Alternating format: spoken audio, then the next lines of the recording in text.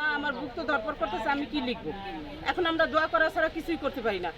এখন যা করার আল্লাহ করবে, আর শিক্ষামন্ত্রী উসিলা।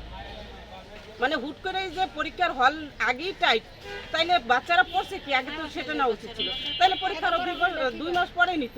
তারা মানে লেখার চেয়ে ভয় পাচ্ছে বেশি। যেটুকুই পড়ছে মনে হয় ওই ভয়তে আরো ভুলে যাচ্ছে। ওই যে বলা হয়েছে ঘাড় ফিরানো যাবে না, হাতটা নোয়ানো যাবে না, দেখা গেছে কলম পড়ে গেছে, কলমটা উঠানো যাবে না, সাইলেন্ট স্পেল, মানে এত এত মেসেজ হয়েছে যা কল্পনার বাহিরে। আগে উনি যখন ছিল, ওনার একটা বয়স ছিল, আমরা ওই আমলেই মনে হয় পরীক্ষা দিছি। তখন যেই ধাঁচে পড়াটা হয়েছে আমরা পরীক্ষাটা ওইভাবে দিছি। কিন্তু বিগত বছরে পরীক্ষা বা পড়াশোনা কী রকমের হয়েছে স্কুলে, এটা যদি বুঝা পরীক্ষার হলটা থাকে তাইলে ঠিক আছে। কারণ বিগত আমলে তেমন পড়া ছিলই না। যেমন এবছর যারা পরীক্ষা দিছে, গত বছর তারা এই বই পড়েই নেই, ছিল কারিকুলাম। হুট করে বই দিছে, আমরা বই পাইছিও মার্চের দিকে, তারপর কতদিন ক্লাস পাইছে, এটা একটা বড় বিষয়।